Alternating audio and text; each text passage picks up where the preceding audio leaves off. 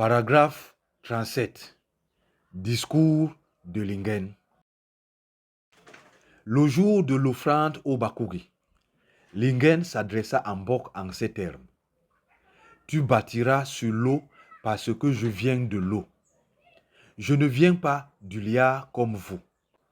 Parce que ce que vous avez amené du liard, vous vous en êtes détourné. Mbang n'a rien refusé à personne. Vous entendrez des choses concernant l'engendrement des hommes, mais vous ne vous y conformerez pas. Pas plus que vous n'avez servi les hommes sortis du liard. Mais ce n'est pas Mbang que vous dédaignez, c'est vous-même que vous dédaignez.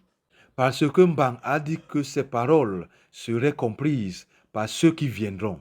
Mbang a été très content parce que c'est ce que vous avez refusé que vous avez.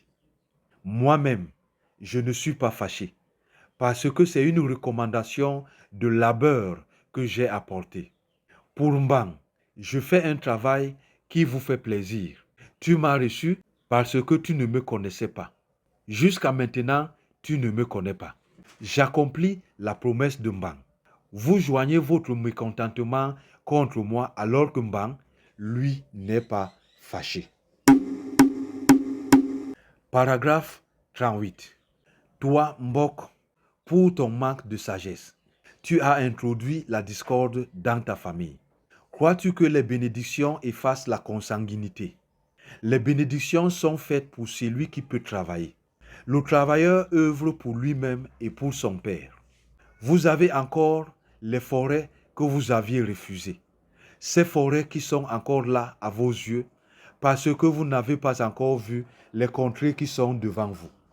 Vous glorifierez les chefs plus que vous-même.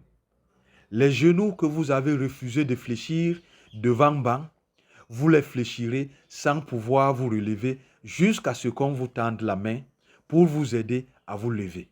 Le jour où la savane brûlera, sans qu'on y ait mis le feu, sera le jour de ta séparation avec ton frère Ndjel. Paragraphe 39. Ce ne sera pas seulement une séparation par vos corps, mais aussi par vos langages. La séparation des langages vient de celle des hommes. Les enfants que tu engendreras refuseront ton langage, c'est-à-dire qu'ils se sépareront de toi. Ton crime se perpétuera. Ta famille en viendra aux mains avec celle de Mbang. Tant que tu ne seras pas de retour d'où tu es venu, tu parleras sans succès. Tu instruiras ton sang, mais ils se boucheront l'oreille avec leurs doigts. Après ces irrévérences, tu obéiras à Mbang plus que tout le monde. Mbang, au sang béni, prendra le commandement pour la 3e fois. La terre sera calme comme le ciel. La famille de tes enfants lui obéira plus que celle de ses propres enfants. Paragraphe 40. Bien des saisons sèches s'écouleront. Mbok et Ndjel oublieront ces paroles. Ndjel te méprisera cette fois plus que toutes les autres. Il écoutera seulement les paroles et les opinions de sa femme Kinoun. Il ne suivra que les avis de Kinoun, l'appelant mère de la maison et Lingen, celle qui lit. Il lui donnera ce surnom par respect pour Mbang, pour ce qu'elle fera pour celui-ci. Cela ne ressemblera pas à ce que peut faire un enfant ou une femme, mais à ce que Mbang aurait fait lui-même s'il était revenu. Maintenant, Lingen a 9 couches et 18 enfants. Alors, Ndjel décida qu'il ne pouvait plus patienter.